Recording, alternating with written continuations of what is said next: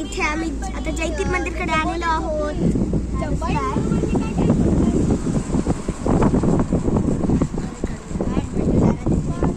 हे आहे जैतीर मंदिर.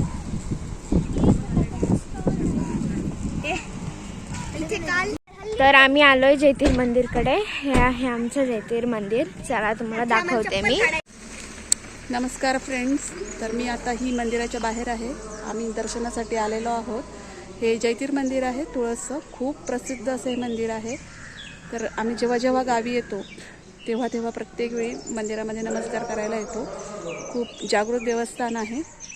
दर मे महिन्याला इथं मोठा उत्सव असतो, जैतीर उत्सव असं म्हणतात. तर तो खूप मोठा उत्सव असतो. तर त्याचं पण मी शूटिंग करणार आहे जो मी मे महिन्यात गावी येईल.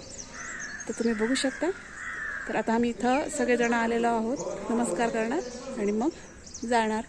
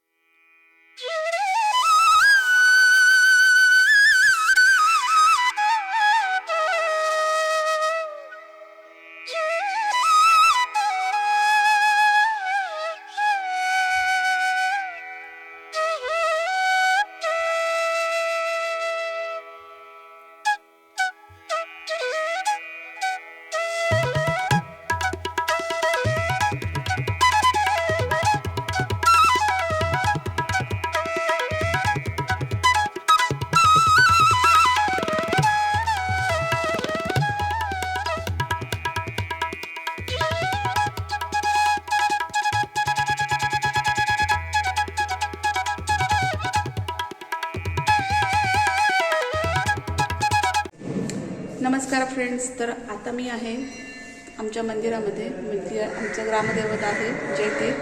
तर तुळसगावचं खूप प्रसिद्ध असे ग्रामदैवत आहे. तर त्या मंदिरामध्ये आहे आणि तुम्ही बघू शकता हे श्री जैतीर आहे. तर आम्ही आज इथं देवाला नमस्कार करण्यासाठी सगळेजण आलेलो आहोत. खूप प्रसिद्ध असं हे देवस्थान आहे आणि मे महिन्यामध्ये याचा मोठा उत्सव असतो. 11 दिवस त्याला जैतीर असं म्हणतात. खूप फेमस असा मोठा उत्सव असतो. तर हे श्री जैतीर आहे. मंदिराच्या आतमध्ये तुम्हाला अजून अशा छोट्या छोट्या मूर्त्या बघायला मिळतील. मंदिराचा सभामंडप एकदम सुबक आहे. याच्यामध्ये भरपूर असे खांब आहेत. ह्या देवाच्या चपला आहेत, तर त्याची पण नेहमी पूजा केली जाते. देवाची जी मूर्ती आहे ती खूप सुबक आहे. नेहमी फुलांनी भरलेली असते ही मूर्ती.